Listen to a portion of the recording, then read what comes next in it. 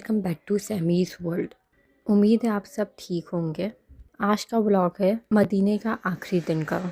ایک طرف خوشی تھی کہ اپنے گھر واپس جا رہے ہیں، اور ایک طرف تکلیف بھی تھی کہ مدینوں کی گلیاں چھوڑ کے جا رہے ہیں۔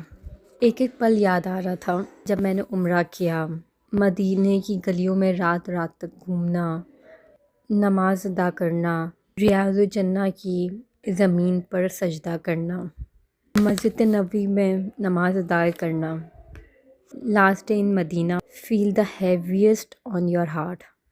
اس دن میں صبح میں جلدی ہی اٹھ گئی تھی، یا پھر مجھے نیند ہی نہیں آئی۔ فجر کی نماز ادا کری، پھر واپس آئی، تھوڑا آرام کیا، ظہر کی نماز کے لیے واپس سے مسجد نبوی پہنچی۔ بس مجھے پتہ تھا نا یہ میرا لاسٹ ڈے ہے۔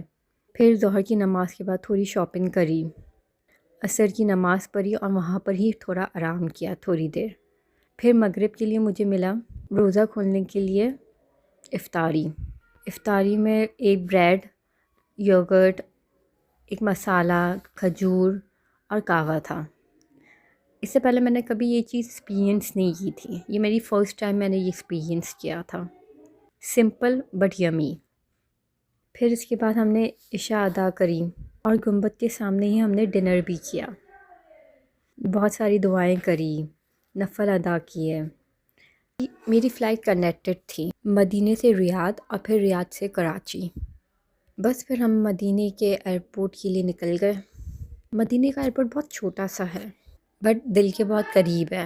بس پھر ہم مدینہ ایئرپورٹ پہنچے، کلیئر کروایا، اور پھر ڈائریکٹ ہی پلین میں۔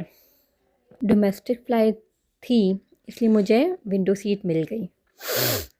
آخری کے کچھ پل بس میں مدینے میں تھی۔ جیسے جیسے پلین جا رہا تھا ویسے ویسے فیل ہو رہا تھا کہ بس آخری کے کچھ مومنٹس ہیں میرے پاس۔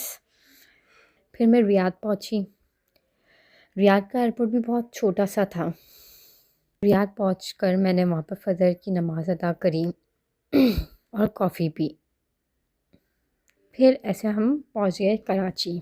دل میں بہت ہی کوئی خوشی تھی کہ بس میں اب کراچی اپنے گھر پہنچ جاؤں گی۔ اپنے گھر جانے کی بہت ہی کوئی خوشی تھی مجھے۔ اس طرح میں گھر پہنچ گئی۔ اب یہاں پر ہوتا ہے یہ عمرے کا ولاگ اینڈ۔ اب جائیں گے ہم ڈیلی لائف میں اپنی، وہ بھی میں آپ کے ساتھ شیئر کروں گی۔ انشاءاللہ ملیں گے پھر ہم کراچی پہنچ کر۔ اب ہم لیتے ہیں آپ سے اجازت، پھر ملیں گے انشاءاللہ اگلے ولاگ میں۔ اللہ حافظ۔